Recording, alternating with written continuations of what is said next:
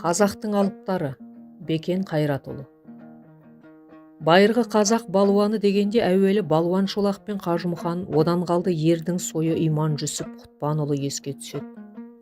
Бұлар тек дүлей күші иесі ғана емес, айтса әні бар, жүрсе сәні бар, адамның сарасы, атаның артып туған баласы болған. Тірісінде жарғақ құлақтары жастыққа тимей, отарлаушылармен арпалысқан. Сол үшін Имекең мен Балуан Шолақ орыстың түрмесіне қамалса, Қажымұқан Алашорданың ту ұстаушысы болған. Қысқасы, бұрынғы қазақ балуандары қайраткер еді. Қайран арыстар, өздері тап болған қоғамдық, әлеуметтік жағдайды жырға қосатын ақын, ән қылып айтатын сазгер еді ғой. Мысалы, Балуан Шолақ: бойыма күш біткенге еттім шүкір, қажысам абақты да бетке түкір. Есігін екі итеріп тартқанымда, кірпіші жерге түсті, күтір-күтір. Иман Жүсіп Құтпанұлы: қыран едім, қор болдым торға түсіп, аспаныма шығамын бір күн ұшып. Бар қатыны қазақтың ұл тапса да, бірі де бола алмайды, Иман Жүсіп. Қажымұқан айтады: Қажымұқанмын қазақта, күшім асқан, палуандықтан айтайын біраз дастан. Орыс палуан атанып 12 жыл, 24 патшалықтың жерін басқам. Балуан Шолақ пен Қажымұқан. Жазушы Қалмақан Әбдіқадыровтың Қажымұқан хикаятында Балуан Шолақпен кездесу атты бөлім бар. Осы кітапта және Жұлдыз журналының 1989 жылғы 9 санында жазушы, өлкетанушы Естай Мырзахметов Балуан Шолақтың Қажымұқанмен кездесуі атты көлемді дүние жариялаған екен. Жоғарыдағы авторлардың еңбегінде айтылған уақиғаға құлақ түрсек, әкесі мұңайтпас дүниеден өтті деген хабар жеткен Қажымұқан балуан Қызылжар, Көкшетаулап еліне келе жатады. Патша балуанын тым болмаса түстендіріп жіберуді абырой дәреже көрген байлар жолын тосып әлек. Бірінен соң бірі іліп әкетіп жатты. Бұл хабар Балуан Шолаққа да жетеді. Шөкең маған қалайда келет, сәлем берет деген оймен қам жасап, қатты күтеді. Өйткені күре жол Тастөзек қонысында отыратын балуан ауылын іргелей өтеді. Демек, Қажымұқан қалайда келуі керек. Бірақ Қажымұқанды Атығай байы Әлжан мен Керей болысы Сатыбай бұрып әкетеді. Бұл іс Балуан Шолақтың қытығына тиеді. Әке қазасы қиынау, қайғырып келе жатқан адам емес пе, кейін оралғанда соғар деп күтіп отырады. Бірақ та үміт ақталмады. Қажымұқан төте Ақболақ аттанды деген хабар алады. Балуан Шолақ түн ішінде атқа қонады. Суыт жүріп отырып, таңға жақын Қажымұқан қонып жатқан Шортандыға Шаймерденнің үйіне тұмсық тірейді. Дүрсілдеген қақпа даусынан оянған үй иесі Шаймерден: апырай, батыр, 7 түн ішінде елдің зәресін ұшырып, бұл не суыт жүрсіз? Деп қалжыңдай қарсы алады. Ширығып келген Шөкең басқа сөзге айналмай: әлгі Қажымұқан деген көргенсіз осында ма? Деп сұрайды да, осында екенін білген соң: ендеше мені қазір тура соның жатқан жеріне бастап апар. Есіңе тұт, менің кім екенімді тісіңнен шығармайсың, оның атын да ауызға алмайсың, дейді еркін сөйлеп. Қажымұқан қадірлі қонақтарға арналған түпкі бөлменің қақ төрінде салынған құс төсекте дөңбектей дөңкиіп жалғыз жатқанды. Есік ашылады, бөлме ішіне жарқырап жарық түседі. Шөкең босағадан аттай тоқтап: уа, Шаймерден, немене, үйіңде қонақ бар ма еді? Тап төріңде күмпиіп жатқан кім бұл? Дейді, кім екенін жорта білмегенсіп. Үй иесі: осында бір жолаушы мейман еді, деп сылқ еткізіп қоя салды. Сонда бір үйді бір өзі алып, үлдемен бүлдеге оранып жататын соншалықты не қылған мейман ол? Қажымұқанның жата беруіне енді болмай қалып еді. Жорта ұйқыдан жаңа оянып кеткенсіп, көзін сығырайта ашып қарады. Босағаға сүйеніп біреу тұр. Адам емес, сурет. Баста сусар бөрік, үстінде омырауы ашық жібек шапан, аяқта өкшеші сынық сүйем, күміспен күптелген көк сауырлы кісі құны дерліктей кебіс. Ей Шаймерден, малдың қарны жуан, басы үлкені соғым, адамның қарны жуан, басы үлкені бөғым деуші еді. Сенің мына қонағыңның қарны кебежедей, басы қарабақырдай бірдеме екен, сірә нағыз боғымның өзі болар. Қажымұқанда үн жоқ. Өзіне шүйіліп сөзбен піспектеп тұрған жанның осал емесін іші сезіп ақ жатыр. Ал бірақ дәл осы балуан шолақ болар-ау деген ой оған қайдан келсін? Кімде болса ойсаң денесін көрсетіп ақ жүрегін шайлықтырып тастамақты ойлап, көрпені төменірек сырып, бұлшық етті білеу балуан білегін есіктей кең кеудесін жалаңаштайды. Оны көрген Шөкең қарқ-қарқ күледі. Ойбай-ау, мына жаманның түріне қараңдар. Әй, осының өзі балуан сымақ бірдеме болмағай. Менімен күресемісің? дейді. Қажекең бұдан әріге шыдай алмайды. Күресем, деп шамырқанған қимылмен көрпені серпе лақтырып тастап, сілкіне тұрады. Шөкең сол босағаға сүйеніп тұрған күйі: Шәймерден, қане, бізге 2 қыл шылбыр әкел. Арбиған мәстекі немекен, өнерін көрейін, дейді.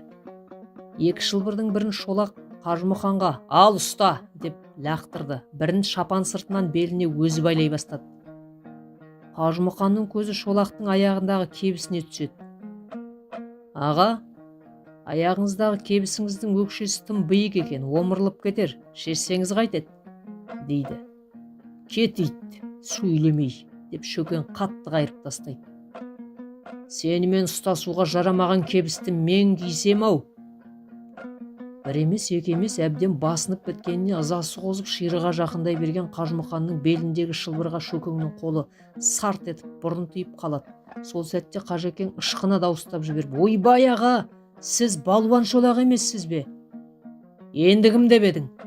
Қажымұқан еденді омырып жібергендей дүрс еткізе жалп етіп отыра кетеді. Жалма-жан 2 қолын көкірегіне басып: Ойбай аға, менен бір ағаттық болды. Мен жығылдым, мен жеңілдім. Сол-ақ екен, балуан шолақ оны жерден алып жерге салады. Оңбаған ит, сен ит болмасаң менің басымнан аттап кетермең. Әуелі маған келмеспең, сәлем бермеспең. Содан кейін мұңайтпас ағам орнына сені өзім алып бармаспең. Көркейіп бармаспең сен. Сасықбайлардың ит аяғын жалайсың. Қажымұқан ләм-мим демеді. Не десін? Кінә өзінен. Оны осы арада ғана түсінді. Қолынан бар келген ағаның аяғына жығылып кешірім сұрау ғана. Кәнекей тұрдағы, тез кейін, деп әмір етеді оған Шөкең. Қазір жүреміз. Әке қазасына асығып келе жатқан Қажымұқан ләм демей балуан ағасына ілесіп жүре берді. Бұл оқиғадан біз не түйеміз? Байырғы қазақ алыптарының сыйластығы қандай, бір-біріне деген ағалық өктемдігі мен інілік ізеті қандай, нағыз үлгі алатын оқиға осы емес пе? Қазірші кілем үстінде дауласып алакөзденіп, балуандықтың қадірін қашырып жүрген біздің азаматтар ойланса екен. Иман Жүсіптің үкімі. Қаламгер Әлімқұл Бүркітбаевтың Қажымұқан атты хикаяты 1990 жылы Жалын журналында алғаш рет жарияланып, артынан жеке кітап болып шықты. Осы туындыда Ұлытау өңірінде атақты Иман Жүсіп Құтпанұлы, балуан шолақ Қажымұқан Мұңайтпасұлы үшеуі бас қосып, даланы ду-дырдуға бөлегені жайлы айтылады. Бірін-бірі көріп, бас қосуға ынтызар болып жүрген қазақтың арыстары алақотан отырып өнер көрсетеді. Балуан шолақ білектей темірді арқан сияқты білегіне 3-4 қайыра орап, 2-3-ін тұйықтап тастай салады. Ал Қажымұқан болса жуан рельс темірді жотасына көлденең көтеріп, жиналған халыққа 2 басына сыйғанша мініңдер дейді. Ел рельске жабысады. Қажымұқан рельсті айналдырғанда жұрт көбелектей шашырап шығады. Одан кейін балуан шолақ асау көк қасқайғырға ер салып, 40 құлаш қыл арқанның ортасына ойық жасап, мойнына ілетті, арқанның 2-3-ін Қажымұқан інісіне ұстатады. Асау айғырды шу деп шаба жөнеледі. Айғырдың екпіні қатты. Қажымұқан қаншама тырысып тартса да шамасы жетпейді. Арқан қолынан шығып кетеді. Көк қасқаны ойнақтатып қайта оралған балуан шолақтың мойны қанталап кеткен екен. Ағасының алып күшіне еріксіз куә болған Қажымұқан: бар әлемде бұл өнерді көрсететін сіз ғана боларсыз, деп басын шайқайды. Осылай қос арыстың алып күшіне халық тамсанып, таңданып, қайран қалады. Ойын қызған бір сәтте жылқысы қойнауға сыймай жатқан атақты бай Сәлімбай ортаға шығады. «Уа, қалайық, менің бір шартым бар». «Ләббай байеке, олай болса, балуан Шолақ пен Қажымұқан күрессін. Қай жеңгеніне 100 жылқы беремін». Сәлімбайдың үкімін естігенде елде еш жоқ. Тобырға қызық керек. Жер тоқпақтап шулап жатыр. «Күрессін, күрессін!» Елірген елдің шуынан жер шайқалып тұр. Мұндай қиын сәтте кімде болсын абдырап қалары сөзсіз. Балуан Шолақ інісі Қажымұқанға қарайды. Қажекең көзін төмен салып үнсіз ыңғранады. Ат үстінде шіреніп сусар бөрігі желбіреп Сәлімбай тұр. Көптің айқай сүреңінен кейін шынында да күреспек болып Балуан Шолақ пен Қажымұқан белдеріне шылбыр байлап дайындала бастайды. Осы сәтте аюдай ақырып ортаға Иман-Жүсіп шығады. «Ей, қалайық! Ей, Сәлімбай! Өрге тартса сорға тартатын неткен сорлы едіңдер. Сендердің бағыңа туған екі балуан көздеріңе көп көрінді ме? Ал бұл екеуін күрестірдіңдер, бір-біріне зәбір жасауға итердіңдер, бір-бірін майып қылса сендерге пайда түсе ме? Неткен сорлы едіңдер!» «Ей, Шолақ, сен ұялмай артыңнан ерген жалғызыныңды жер қаптырмақсың ба? Ей, Қажымұқан, сен мына елдің айтағына еріп жалғыз ағаңның жағасына жармаспақпысың ба?» Имекеңнің сөзінен кейін ел сабасына түседі. Қажымұқан болсаң еңіреп келіп, «Қайран ағамай, сен болмағанда шөкемнің жағасынан ұстап күнәһар болар едім» деп екі ағасын құшақтап солқылдап жылапты. Бұл оқиғадан біз не түйеміз? Иман-Жүсіп болмағанда екі арыс бірін-бірі майып етуі әбден мүмкін еді. Тек майып етпей қоймай арасына араздық түспей ме? Елдің маңдайға басқан екі арысы араз болса ел бүлінбей ме? Міне, байырғы қазақ балуандары татулықты сақтау үшін сыйластықты бұзбаған. Қазір бізде осы Иман-Жүсіптер жоқ. Құтпан ұлының қамшысы. Атақты қоянды жәрмеңкесі. Бір бұрышта үлкен үй тіктіріп, сал-сері әнші жыршылар таңды таңға ұрып өнер көрсетеді. Ана бір жақта айбыны асқан балуандар базаршыларға бойындағы қуат күшін паш етіп жатыр. Жәрмеңкеге Иман-Жүсіп ағасына еріп Қажымұқан да келеді. Алып күш иесін көрген ел мәз, кезек-кезек қонақ күтеді. Қажекең әнші Майра Уәли қызының сырнайлатып салған әнін тыңдап, өзі де бір дүркін жуан даусымен Шолақ ағасының әнін айтып, реті келгенде циркте үйренген небір ғажайып өнерін көрсетеді. Қажымұқан бір үйде тасып шалқып қымызға елтіп отырса, есіктен шынашақтай шал кіріп келіп, «Әй, үйген боқ, неменеге төрде шал жиып отырсың? Маған тұрып неге сәлем бермейсің?» деп шалқылдайды. Істің байыбын аңғармаған балуан шақар шалды көтеріп алып шаңырақтан шығарып жібереді. Ел күліп жырғап жатыр. Сөйтсе, бұл шалың оңай оспақ адам емес екен. Арқадағы Қыпшақ елінің қадірлі ақсақалы. Тіпті оның бір ауыз сөзін атақты Иман-Жүсіптің өзі жерге тастамайтын қадірі бар. Оны Қажекең білмеген. Шал шауып Иман-Жүсіпке барады. «Ана ақымағының мені көптің көзінше мазақ етті». Имекең қақарына мінеді, қабағынан қар жауып, ақсақалды алдына салып, Қажымұқан отырған үйге келеді. «Ей, Қажымұқан, шық үйден!» Ел абдырап қалады. Есік алдында қаршығадай шүйіліп, Имекең тұр. Қажымұқан өзінен бір ағаттықтың кеткенін аңғарады. Үйдегі елге басу айтып, ағама өзім жалғыз барайын деп табалдырға аттайды. «Алдияр аға!» Атан түйедей алып басып жетіп келген інісіне Имекең, «Мына ақсақалды танисың ба?» деп қамшының ұшымен манағы қарияны нұсқайды. «Танымадым көке». «Танымасаң мынау!» деп Иман-Жүсіп дырау қамшымен інісінің жон арқасынан жұқа тартады да атының басын бұрып жүре береді. Қамшының қуаты сондай, Қажымұқан балуан қиралаң етіп шөке түсіп отырып қалады. Қарап тұрған қауым, «Япырмай, Батыр сізді қатты ұрды-ау деп жанашырлық танытады. Сонда Қажекең: ағам мені қамшымен жай ғана сипап өтті емес пе? Шын ұрса қақ бөлініп қалмаймын ба? Депті. Бұл оқиғадан біз нені түйеміз? Аға мен інінің терең сыйластығы және қазақ дәстүрінің үздік үлгісі жатыр. Қажымұқанның ағам мені қамшымен жай ғана сипап өтті емес пе? Шын ұрса қақ бөлініп қалмаймын ба деген бір ауыз сөзінде үлкен құдірет жатыр. Қажымұқан және белгісіз балуан. Қажымұқан балуан Семей қаласында ел құрметіне бөленіп жүрген бір отырыста оған: осы біздің қазақта дәл өзіңіздей күшті бар ма? Болды ма? Кезікті ме? деген сұрақ қойылыпты. Қажекең өзінен күші мығым бір адамның кезіккені жайлы айтады, бірақ оның аты жөнін күні бүгінге дейін ешкім білмейді.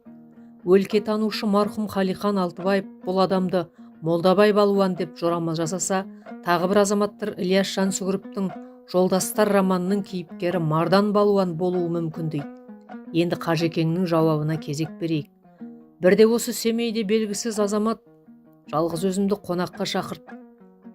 Көбіне елге сыйлы азаматтар, әншілер мен өнерпаздар біргелесіп жүретін. Шақырғандар барлығын қоса шақыратында отырыстың өзі көңілді қызықты өтетін. Шақырған үйдің мол дастарханының төрінде жалғыз мен, үй иесі сөзге сараң, әлденеге алаңдаулы, бір уақытта пар ат жеккен пәуеске сартылдата қатты екпіндетіп келіп, есік алдына тоқтай қалды. Одан дембелше келген жігіт түсіп, ассалаумағалейкум деп сәлем бере кіріп келді.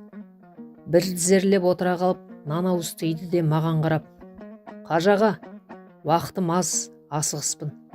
Сізді қонаққа шақыра келдім. Осы қазір жүріңізші, деп түрегелді. Атып тұрып, ере жөнелді. Пәуескеге отырып ертіске келдік. Бір қайықшы қайығымен тосып тұр екен. Қайыққа отырдық. Содан өзен ортасындағы түйе мойнақ аралына алып келді. Аралда бір жігіт тайқазанға ет асып жатыр екен. Дастархан жайып тамақты түсіріп болған соң мен әкелген жігіт қайықшы екеуі кетіп қалды. Аралда әлгі жігіт екеуміз ғана тамақ ішіп болдық. Сонда ғана әлгі бауырдың шақырған себебін түсіндіргені: аға, арманым елдің даңқын көтерген сізді бір көру, қонақ етіп, құрмет көрсету еді. Алла бұл тілегімді қабыл етті. Енді сізден бір өтінішім, мені бір сынап көріңізші. Өйткені өз күшімді сынайтын адамды жолықтыра алмай жүрмін. Дегені: қалай, күресіп пе? деп сұрадым. Иә. Аралда екеумізден басқа ешкім жоқ болса да, ағаштардың арасындағы тасалау жердегі алаңқайға ертіп барып, жол сіздікі, жасыңыз үлкен деп, аяғын алшақтау қойып тұра қалды. Әлгіні олай тартамын, бұлай итеремін, тартып тұрып итеріп қалам, итеріп тұрып тартып қалам, тамырын тереңге жіберген емен секілді былқ етпейді. Тұрған орнынан қозғалта алмай-ақ қойдым. Қақиған мойны да иілмейді. Ал енді өзің көр, деп кезекті бердім. Сол-ақ екен, ол бір қолымен иығымнан қапсыра ұстады да шыр айналдырып дедектете жөнелді. Бір уақытта екінші қолымен қоса ұстады да жерден көтере айналдырды. Дүние жүзінің қаншама мықтылармен күрессем де еш уақытта мұндай күйге түспеген едім. Әлгі жігіттің қолында орамалдай желпілдеп айналашып жүріп, бір уақытта тік көтеріп алды да жерге екі аяғымен дік еткізіп қоя қойды. Сосын басын иіп тізесін бүгіп еңкейе тағзым етіп: кешіріңіз аға, жауырыныңыз жерге тимесін, деді. Күші асып тұр. Тағы аға деп сыйлап, жықпай тұр. Басын иіп тұр. Ешкімді маңайына жолатпағаны да менің абырой даңқыма сызат түспесін деген сақтық екен. Мен қазақ болып туғаныма, үлкенді сыйлаған әдет ғұрпыма, оны білетін інілер барына қуанып жүрегім елжіреп, иілген басын көтеріп құшақтап алдым. Көзімнен жас та шығып кетті. Осындай ініні көтеріп бағын ашсам, армансыз болатындаймын. Жүр бауырым, менімен бірге. Дүние жүзінде саған тең келер ешкім жоқ. Өзім аралатамын, үнемі жаныңда боламын. Дүниежүзінің балуандарын енді сен жығасың, жүр менімен бірге, дедім. Сөзіме көңіліме риза болып тұр, бірақ басын шайқайды. Өмір бойы көре алмай жүрген туысын тапқанда елжіреп ағалай береді. Аға, жан аға, дүние жүзінің балуандарын жығып қазақты әлемге танытып жүрген сіз барсыз ғой. Мен несіне барам? Менің жолым басқа болып тұр ғой, дегені. Байқағаным аз сөйлейді, айтқанынан қайтпайды. Қанша шақырғаныммен ермеді. Содан кейін ол жігітті жолықтыра алмадым, деп балуан Қажымұқан сөзін аяқтаған екен.